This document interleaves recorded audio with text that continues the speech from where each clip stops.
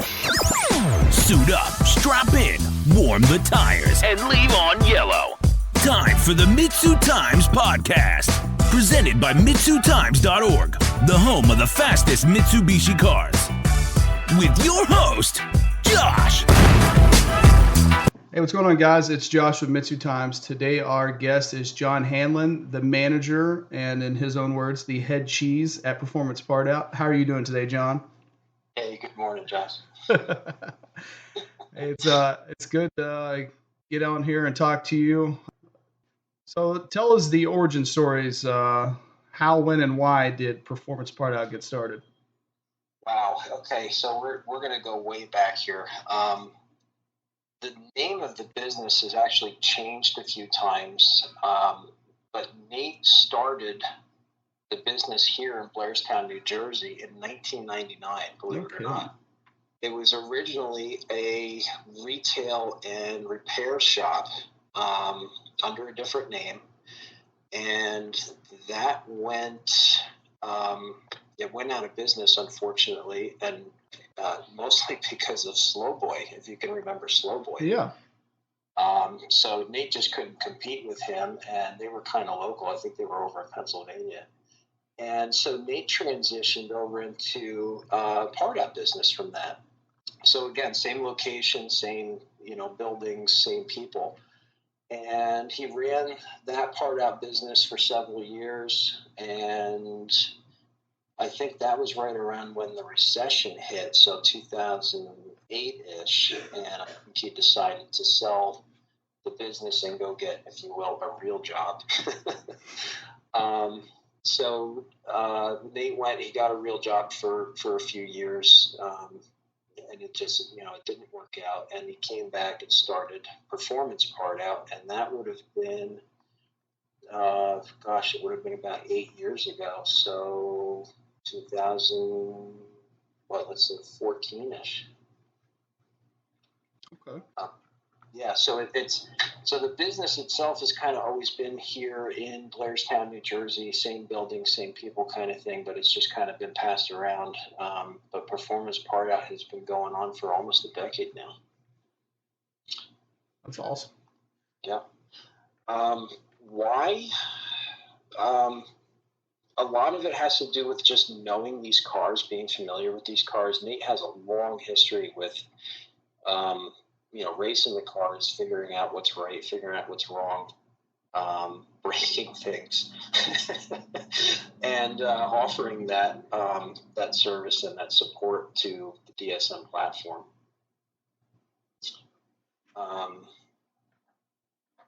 I'm trying to think what else to add to that. There's just a lot of history here. There's a lot of history with racing. There's a lot of history with parts. There's a lot of history with connections. Somewhere I think there's a video of Nate racing the original yellow first gen. I think he went up against Shep. Oh, wow. Yeah. So there is a lot of history here.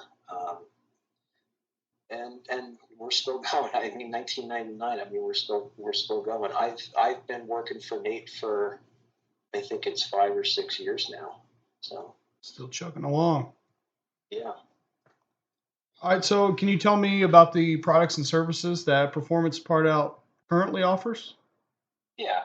So services, we really don't do anything with service anymore. A few years ago, we did work on a couple people's cars, but it's really not our thing. I'm not really set up for it here. Okay. We're basically set up like an organized junkyard, if you will. So if you get to bring your nice car here for me to work on, I can't guarantee that a drive shaft might not fall out of the rafters and fall on your car. I'm just not set up for it. And it's just not our thing. We're really not, there's a lot of stuff all over. I've got a lot of projects. I've got transmissions apart and parts all over the place. So it's really not set up for me to take apart a car and be organized enough to get it back together again. So we really don't do much with service anymore. We try to stick, with used car parts. Yeah. And specifically too. DSM platform. Okay. And then obviously, the parts. I wanted to make sure to note that, it's not just used parts. You guys obviously have the some aftermarket support as well. Yeah. So this is really interesting. The whole concept of performance part out is that we have used performance parts here, right? And that's been a huge seller for us because it's like, okay, not only can you put your car together, but you can, soup it up. And, from the very beginning, that's, it's incorporated in the name. That's been a big thing for us is like, hey, we've got good used, aftermarket stuff for your cars. What's interesting is in the last, I'd say, year and a half, we've seen a huge shift from that. And I don't know if you've seen like these cars that are going up on like Bring a Trailer and Facebook Marketplace, and they're bringing and $15,000-$20,000. These are low mile OEM cars that are low in stock. I can tell you, they didn't just drag those out of a barn. I cannot keep my OEM stuff on the shelf anymore. Okay. People are for mass airflow sensors, factory intercoolers, factory rubber hoses. All this stuff that we've been ripping off the cars for the last 25, 30 years, people want now. And my aftermarket stuff, I'm not selling like I used to. Okay. It's a very odd shift.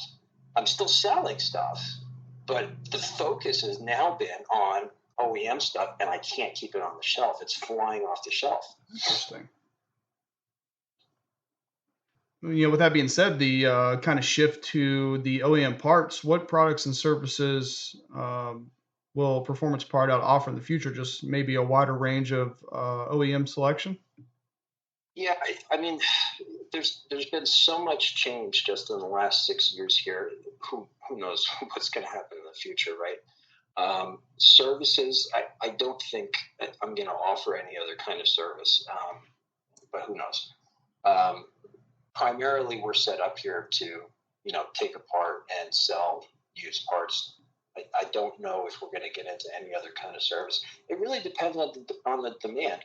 The business isn't against, changing with the times are shifting, but it depends on what people want. If people come to me and say, hey, can you perform this service? I'd be open to it. But right now, I don't see anything in the future for that. As far as parts, the reality is these cars are getting harder to find. I'm having a harder time finding inventory. I'm going to do everything I can to get that stuff and continue, getting parts onto the website for people. But it's hard to say what's going to happen in the future. It's hard to say, where I'm going to get stuff from. It's hard to say how long I'm going to have it for. So there's a lot of unknowns there, but I can promise everybody that's listening, I work my butt off to get this stuff for everyone. Yeah, I don't doubt that you definitely have your hands full there. Yeah. So, we kind of talked about it a little bit. We hit on it a little bit. Why is it so important? Why is parting out cars so important to keeping the ones that are together on the road? Yeah. So with our platform specifically, they really only made these cars for let's say 11 years, 89 to 99, Mitsubishi was very good at doing two things, and they still are. Number one is discontinuing things very quickly. And number two, Mitsubishi loved to change things like every year.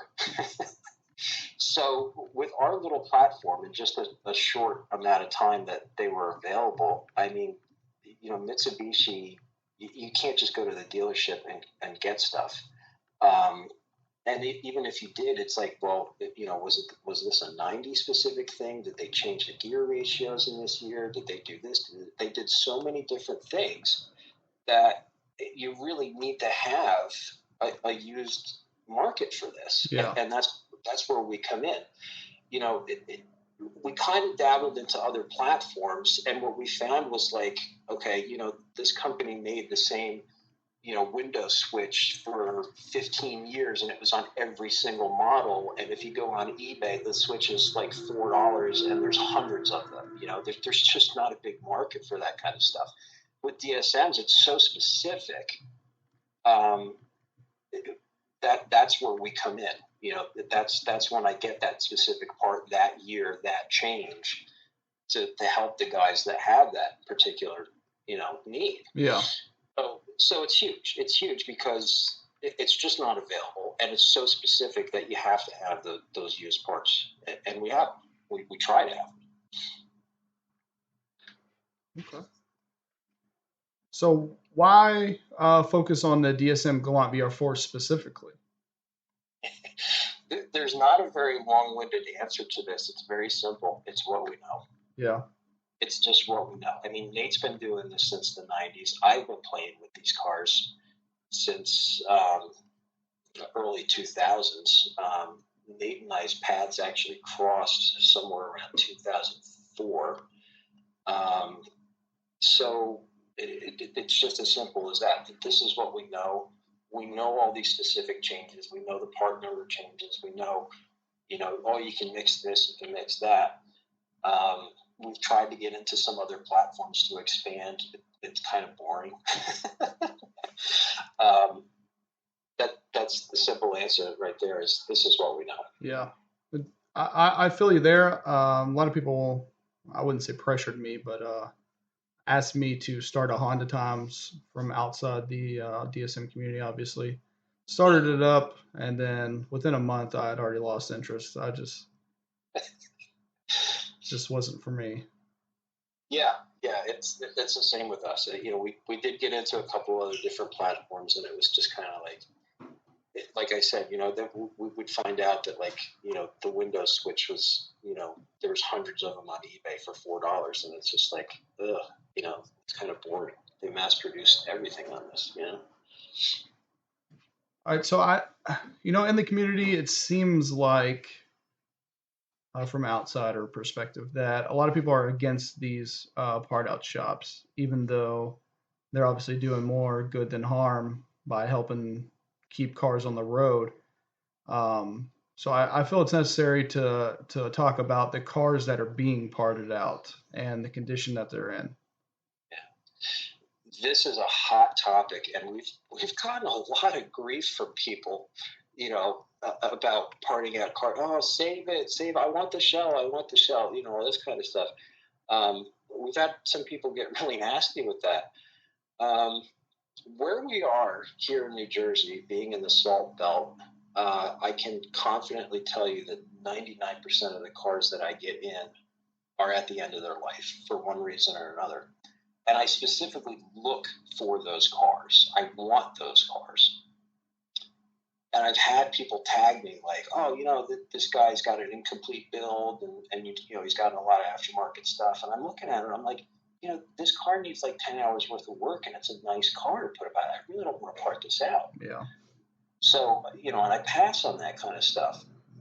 And, the videos that we do, the pictures that we post, they're very deceptive. I've literally had cars here with fresh paint on them, with the entire undercarriage rotted out. So you post these videos and these pictures, and it's like, wow, that's a really good looking car. And it is, until you look underneath. Yeah. So you see all the rot. Yeah. And that's where a lot of the grief that we get is because people see these videos and stuff. Oh, it's a mint car. It looks great. It's got fresh paint. I'm just like, nah, you're not seeing what I'm seeing. Trust me on this. Right.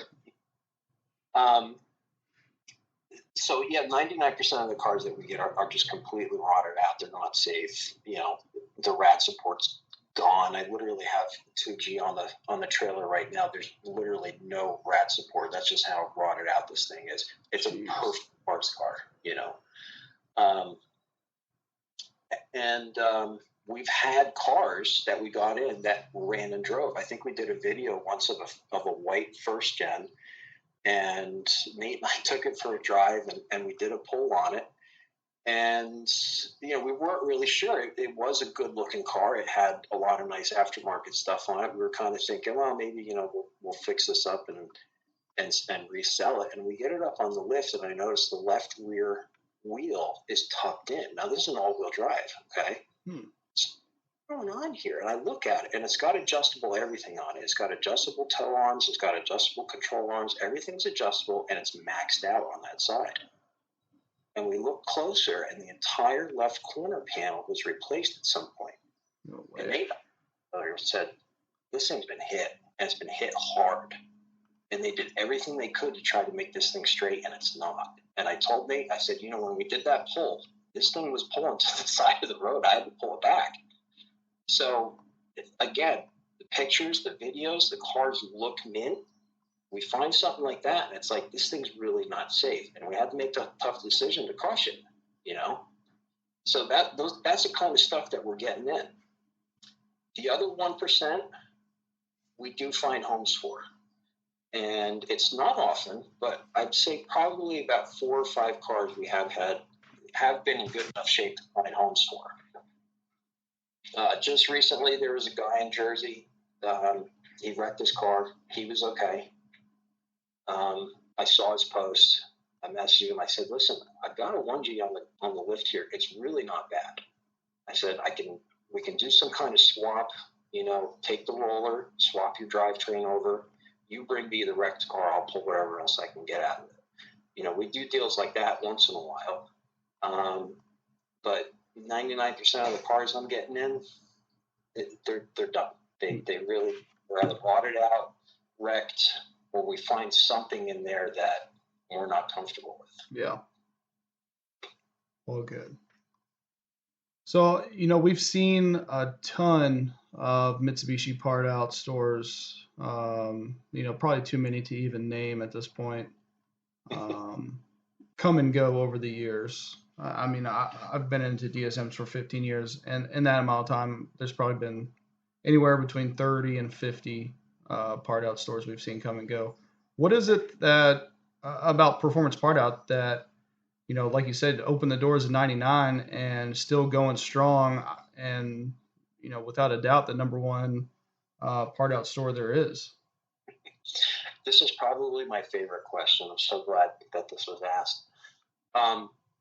There's absolutely, people that pop up doing part outs. And I'm not talking about, somebody that made the decision to part out their car that they were working. I'm talking about like people making, competitive businesses that want to do, part out. I think a lot of people look at this business, and maybe we make it look easy. And they think, oh, it's just easy money, The reality is, it's not easy. The big challenges here is, it's a seasonal business. We definitely slow down in the winter, a lot like, landscapers, if you will. Right. And I think the biggest key is the people, dealing with people. I get a lot of no-shows. I get a lot of no responses. I get a lot of tire kickers. And that's universal. That's anything. That's any car. That's any platform. That's any lawnmower, tractor, whatever you're selling or parting out. You're going to have that. You're going to have people that just ghost you. That's just the way it is. And I think when people get into this, and they think that they're just going to sell everything and they're going to collect a ton of money and it's easy work, and then they actually have to deal with people and ghosting them, and they got parts sitting on the shelf, and bills are piling up, and it catches up to them. They usually fade out and they're done. That's where we're a little different. I have the patience for people. I don't know where I get it from, but I like talking to people, and I'm not offended if somebody ghosts me. It's just I try very hard to get back to everybody. I literally have people call me and they're like, oh, I need this tiny little clip for this. It's here. Here's a picture of it. And, it's like, what am I going to do? Sell this clip to this guy for 50 cents? But I will take the time out of my day to look for that clip and try to get it to them, because that's what it's about. It's about supporting this community, regular Joe Schmoes, they don't have the patience for that. They blow them off. But what happens then is those people remember that, and they're like, you know what, I don't want to deal with that guy again because he didn't get back to me about the clip. And those are the customers that end up spending more money down the road. It's like an investment, if you will. Yeah. So I do have the patience, and I do try to make the time to get back to people, even if I just tell them, like, you know, right now I don't have that. Keep an eye on the website. You know, I'll put your name up on the board if we come across one. I really try hard to get back to people no matter what. And it has paid off. Most people just don't have the patience or the time for that. They blow people off and then they burn themselves out. The other thing I want to mention too is, you know, the foundation. And a lot of this I give credit to Nate. The way that we part out cars, I don't have like 20 cars just stacked up here. An order comes in, I've got to go out with a forklift and a blowtorch to get to that. When I get one car at a time, I strip that thing. I strip it to the shell. I mean, there's nothing left. I save the bolts, I save the clips, I save everything. And all that stuff gets checked, and then it goes into boxes, it goes into inventory, and basically a warehouse that we have here. When you place your order, I ship it within a day or two. I don't have to send people out to look for a car. I don't have to cut it up. That's it. It's ready to go. It's organized. A lot of people don't have that resource, you know. So then you get back to the whole thing with patience, and it's like, hey, I need this part, and you know, you might get an answer from somebody that's like, oh yeah, you know, let me go check if it's still on the car, and oh, okay, you know, I'll get it off next week, and people don't have the patience for that. You lose that sale. Yeah.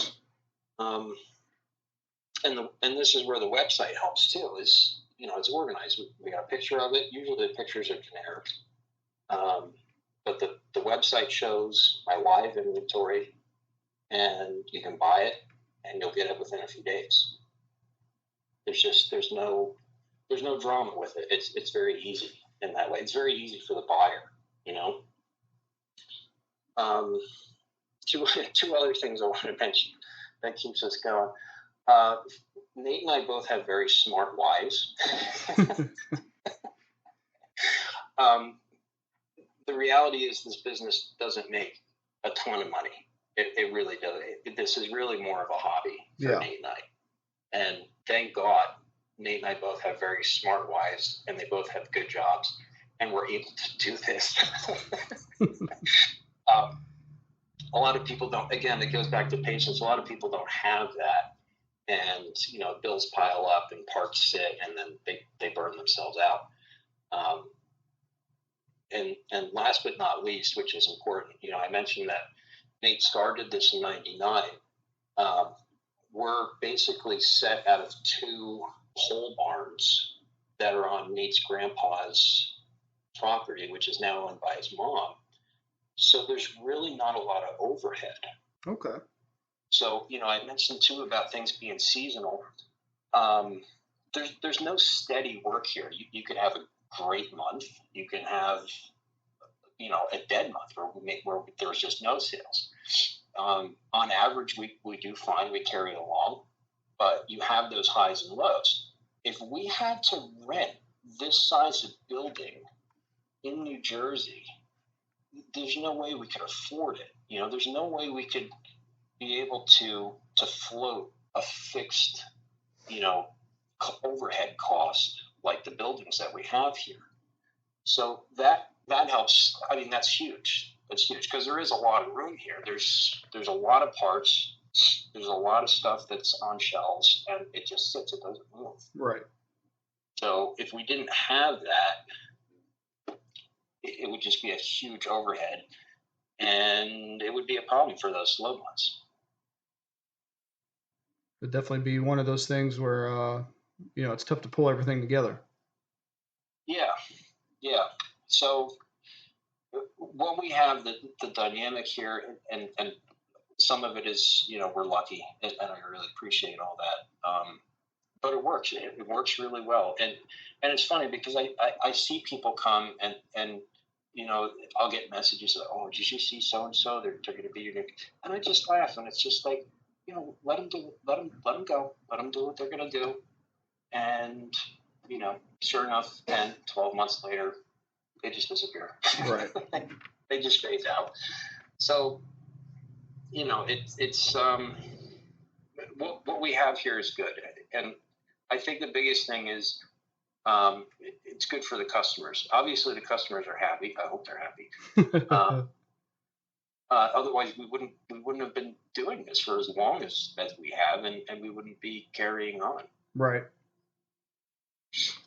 That's awesome. That was a really good question. I appreciated that question. Absolutely, man. I think you guys have made such an impact to the community as a whole that,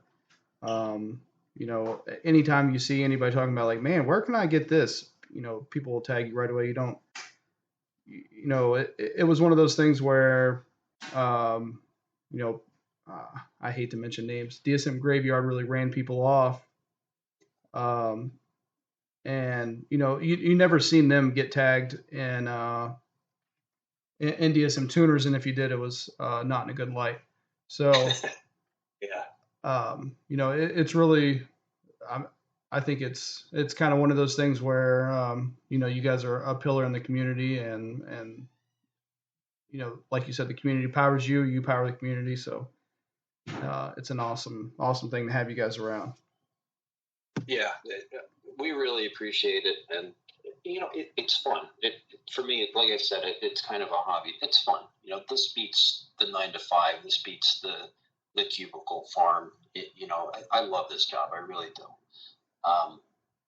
And at the end of the day, it's just so simple. It's all about getting that silly part to the customer, getting these cars on the roads, keeping these cars on the road, getting these cars down the track. That's what it's all about. Yeah. Awesome. So I wanted to talk a little bit about your background with Mitsubishi cars. We got to talk a little bit about at the shootout last year, but I figured it'd be nice to some people, you talked about you focus on the DSMs and the Galant VR4s because that's what you know. So I thought it might be nice to share your background in Mitsubishi and why you know them. All right, you're gonna have to hop in the time machine with me here, buddy. So when I was a kid, right, in the late 1900s, the fast cars, the cool cars back then were Fox Body Mustangs, Camaros, right? Everybody had those cars. That was the cool kids. Those are fast cars. Ooh, Jimmy ran a 13.8 last night, and I got into that scene, and I worked on V8s and carburetors, and I was pretty good at it. And to be quite frank, I got bored with it, because everything was just, 350 carbureted, swapped something. You go to car shows and there's a beautiful, 32 rat rod, and it's like, oh yeah, it's got a 350 crate engine. It's like, that's boring. Do something. Yeah, I feel that for sure. Yeah, and at that time, there was like this kind of like underground movement, if you will, of JDM, right? So I kind of started to probe that a little bit. I was like, well, what's going on with these cars? And it was kind of like the term hated that everybody uses now, right? So it was kind of like this hated thing because the V8 guys hated the Japanese cars, the little weed whacker Hondas and all that kind of stuff. But it really intrigued me because it was like, wait a minute, these cars are really putting out some power. And they're not overall, they're about the same weight. They're half the engine displacement, but these things are fast. What's going on here? So I had to get into it, and I wanted to get away from carbureted V8s because I knew it was just going to phase out. Fuel injection was kind of new at that time. There was a lot of stuff that car manufacturers were trying to transition and play with, and I wanted to kind of be on top of that. I wanted to learn about turbo fuel injection systems, right? So then I started thinking, I was like, well, what's out there? What can I get, right? So the Toyota Supra even then was expensive, right? You really didn't see many Supras. If you did, it was big money. Yeah. You had the RX-7s, but then they really didn't have the technology yet. They were a dime a dozen. They were always in the junkyard. They were always blown up. So I didn't really want to go into the RX-7s as cool as the Rotary was. Yeah. And Nissans were kind of weird. There were a lot of fast Nissans back then, but they were very specific. Like the guy who had the built Nissan, it was a lot of secrets, and it was one shop, and there wasn't a lot of support for it. And then there were Mitsus, and it was like, oh, wait a minute, 4-cylinder, turbocharged, fuel injected.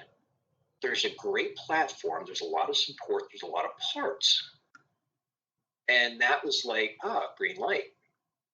This is cool. And I originally got into Conquests. Okay. So I had 2 Conquests and I did everything wrong. But I learned, and that's what it was all about. It was a learning experience for me. And I got out of the Conquest. I got into life. I got married, kids, all that kind of stuff, and moved around for a while. So kind of got out of cars altogether and got back into it. And I said, I really want, I want a DSM.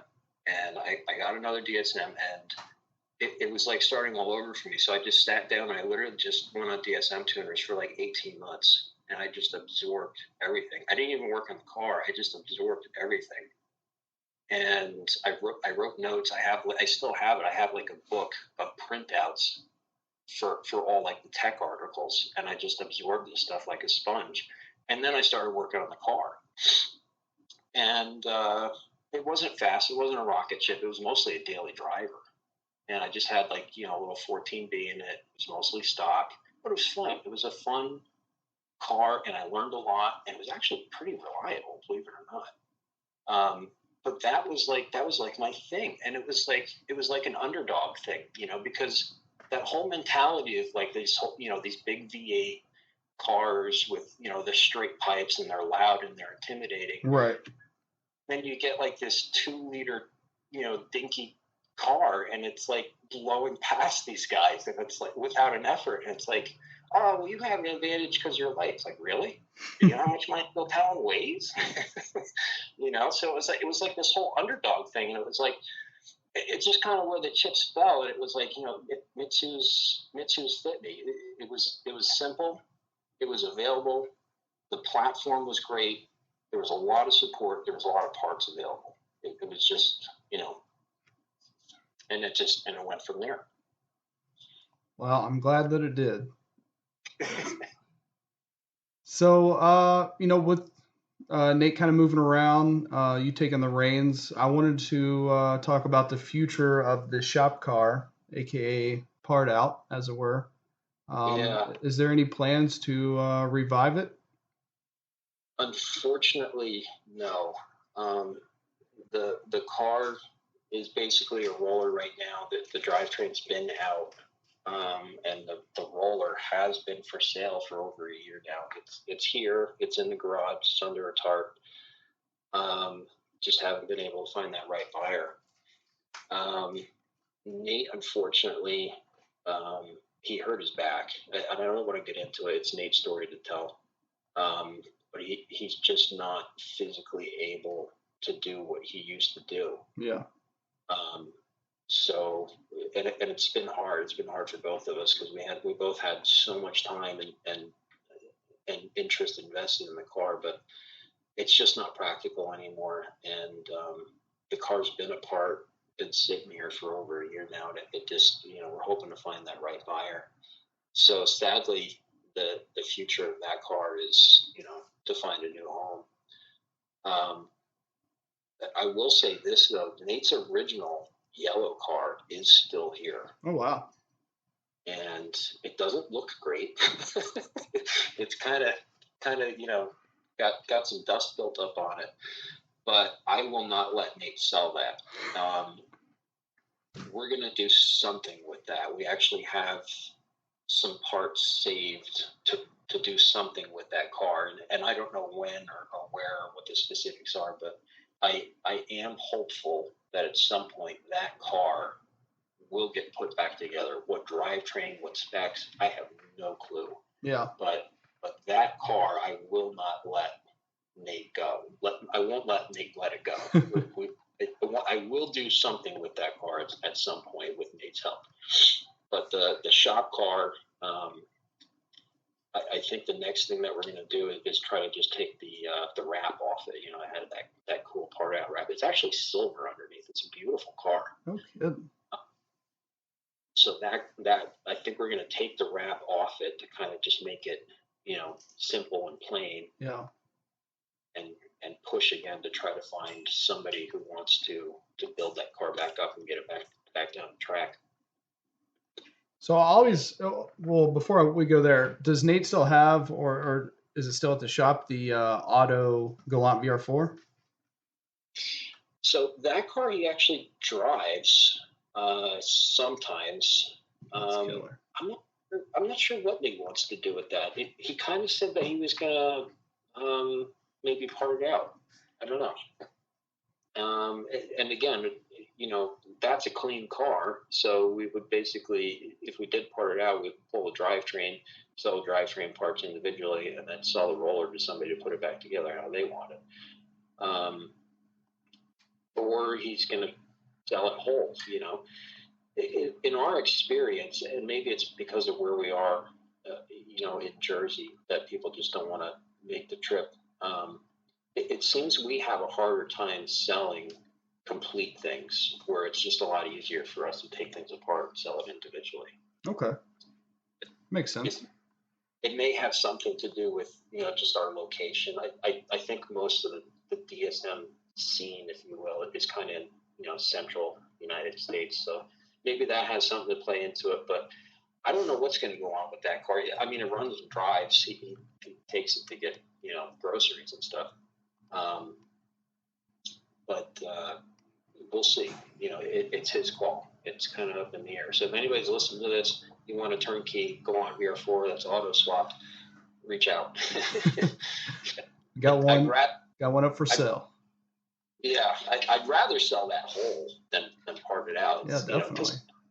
That was another car that Nate and I put a lot of time and investment into. And it was kind of, there really aren't any good tech articles on auto swapping or Galant VR4. So we're kind of like, we don't know how this is going to work. We don't know what mounts we're going to need, brackets. We kind of just dove in and figured it out.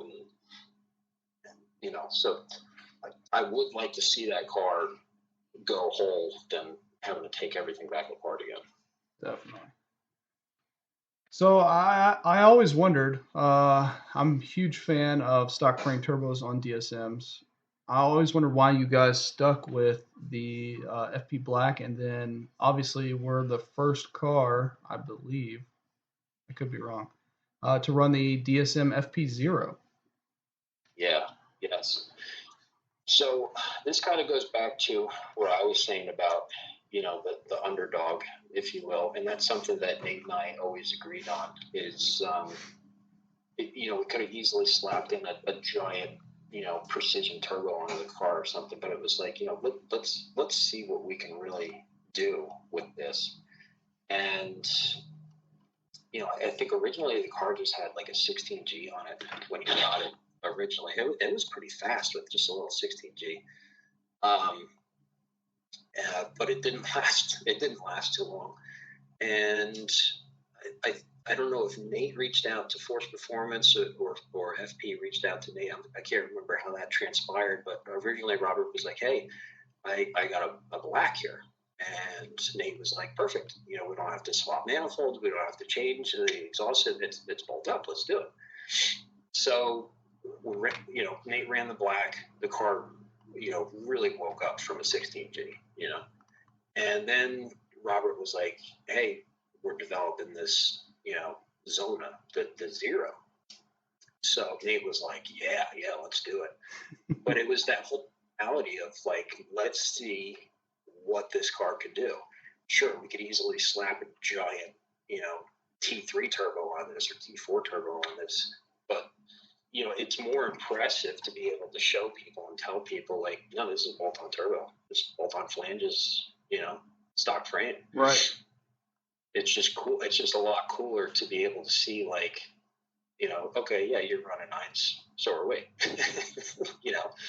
and it goes back to Nate's racing career. I mean, the old yellow car, that was a 14B record holder,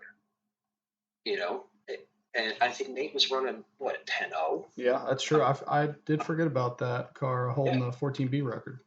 Yeah. So, I mean, Nate's been doing this for 20 plus years.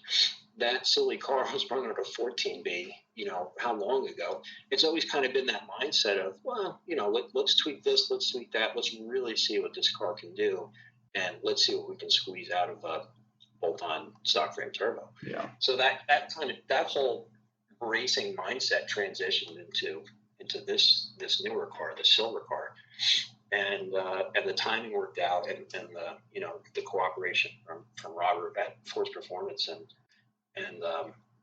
it was the first car that we bolted up. I think Robert did 3 prototypes originally. We got one of the 3. We were the first one to get it on the car and get it on the dyno form. And that was a real honor. That was really cool. Oh yeah, definitely. And everybody was waiting in the wings to see what Nate was going to post. Yeah, there was a lot of pressure with that. I mean, we're not a big racing organization. We're just like 2 guys working out of a garage in the middle of a cornfield here. So there was a lot of pressure with that, and Nate is very detail oriented. He's going over the charts, and he's going over the sheets and dyno and this. Let's try this. Let's try that. Let's show this. Let's show that. So there was a lot of pressure with that. We didn't want to let Robert down, and I mean the numbers showed for themselves. It really is an impressive turbo. It's really cool, and it's cool to say that it's stock frame. Yeah, for sure. So what are Performance Partout's goals for 2022? What it's kind of a new chapter for the you guys. What do you want to get done by the end of the year? This year's pretty mellow. I've got a few cars here that I'm working on. Part them out, get them into inventory. We've got a steady stream of orders coming in, so I stay busy. I've still got a huge backlog of parts. There's just literally boxes and boxes and crates of parts that I have to go through. Some of it's probably scraps. Some of it I need pictures of. I need listings. And that takes time, but I do have a pretty good load of backlog that I'm slowly chipping away at. I also have a lot of auto transmissions here. And a lot of people ask me, like, oh, how much for a transmission? It's like, no. A lot of these are, the bell housing's cracked or something's not right with it. These are parts transmissions, but there's a lot of good inventory here. But it takes time. I got to get the thing up on the bench. I got to take them apart. There's a lot of stuff in that auto trans. I got to check every single little thing. So I have a lot of stuff to go through here. So the plans for 22 are basically just work our way through this inventory. And, obviously if we find another good parts car, we'll scoop it up. But it's basically just kind of mellow this year, Okay. Yeah. So what events can we see you guys at this year? Are you guys still going to attend the shootout? I will be, Lord willing, at the shootout this year. I don't think Nate's going to will be there again. I'm going to do everything I can to bring to bring stuff to keep people, going down the track and racing. It'd be very easy for me to bring all my inventory. and we've done that in the past where, we loaded every inch and corner of, trucks and trailers and all that kind of stuff and brought every single little thing that was here, every nut and bolt. But the reality is it's kind of silly. The focus in the last couple of years has really just been to bring what people break, what people lose, and what people have forgotten to bring. And that's a little game that I play with, predicting what are you guys going to break, lose, and forget this year. and it's always it's simple little stuff. It's like, shifter cable retaining clips. Yeah. Hardware. Rockers. Somebody has a failure and they crack a rocker or something like that. It's always the little stuff. And so it's always this game of like, okay, what if people asked me for in the past that I didn't have that I'm going to bring this year, and what could I bring out? So the focus is more on bringing stuff out that people are going to need to get down the track, and to have those parts at the track available to keep the cars going. I could easily bring, door panels and wings and stuff like that. And it's a lot of space, and it's a lot of time, and it's a lot of gamble of like, I'm moving all this stuff. I'm paying to drive from Jersey to Ohio with all this stuff. Eventually it's going to sell. It's going to sell local. It's going to sell on the website. So it's not a huge push to try to bring the stuff out to the shootout. Right. The focus kind of shifted towards keeping the racers going, So usually what I do is I'll post something a couple of weeks prior, and I'll say, hey, look, here's what I got. Here's some big goofy stuff that is hard to ship. If you guys want, a set of seats or a headliner or stuff, let me know. I'll bring it out. And that's kind of like a prearranged sale kind of deal. Otherwise, I'm just going to bring out, drivetrain parts, electronics, things that I anticipate these guys breaking. Right. That's awesome. I know it seems like you always see somebody on Facebook like, hey, I'm looking for this part, racer in need. So yeah, that's good that somebody's there waiting in the wings. Yeah, last year I think was probably the most organized I was. I didn't see as many posts because I think everybody was just like, oh, let's ask John first. And I always feel bad because I know there was at least one person last year that was like, hey, do you have this? And I looked at it and I'm like, yeah, I've got 20 of them at the shop. Lose that, and it's always this game of like, what are you guys going to lose, forget or break?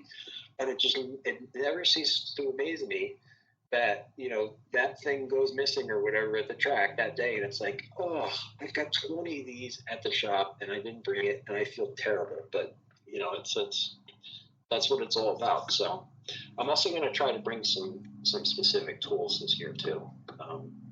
That was another big thing that I learned from last year. There's a lot of guys looking for specific tools, working on their cars, trying to get things fixed. And it's like, I have old tools. They're at the shop. I didn't bring them.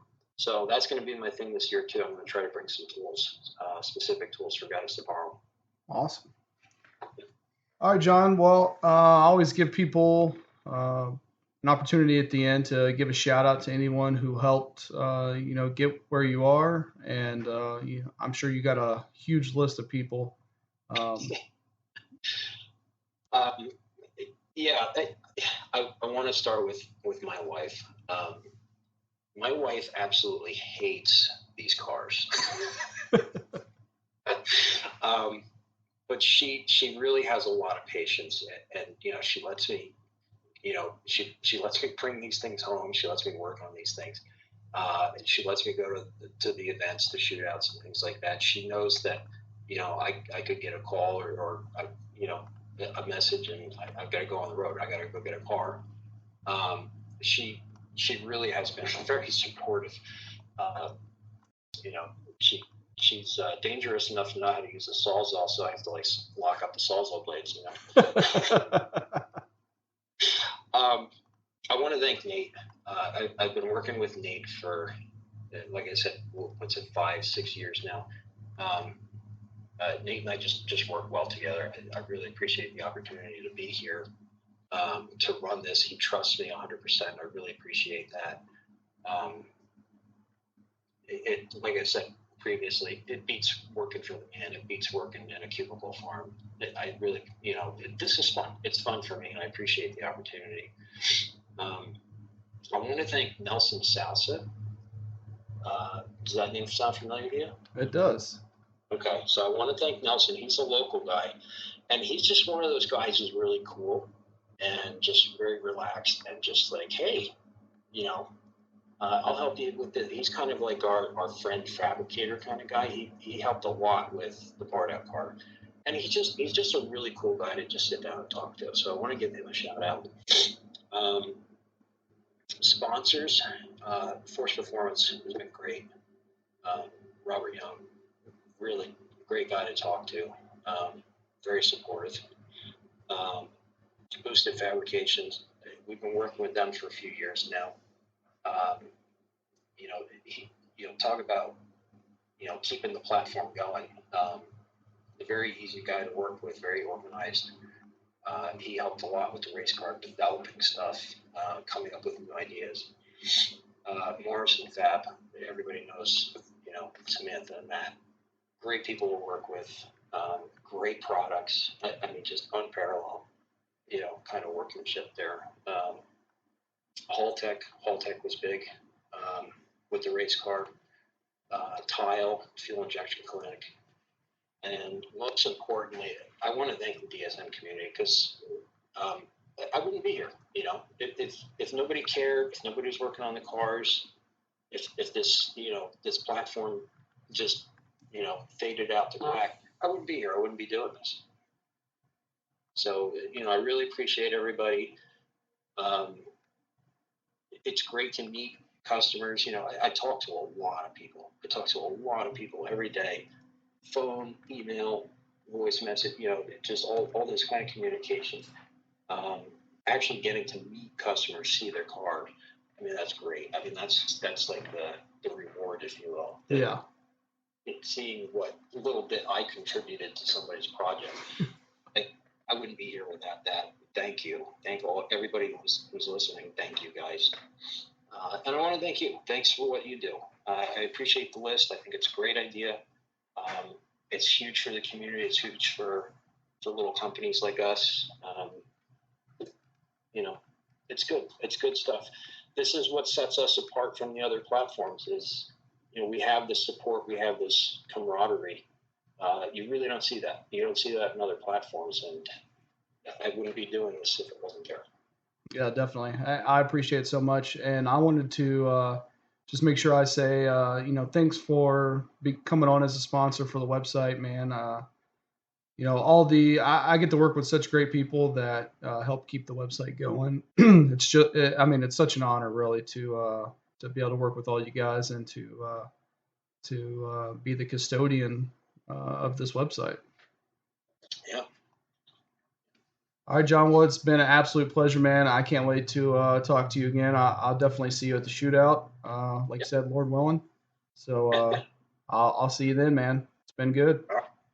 Likewise. Thanks for having me. Really appreciate it. This Absolutely. was fun. Take care. All right. Take it easy. Thank you for listening to the MitsuTimes podcast. Check out our Instagram and Facebook for daily updates. Get added to our list by going to MitsuTimes.org and clicking Submit a Slip. Thank you to all of our sponsors.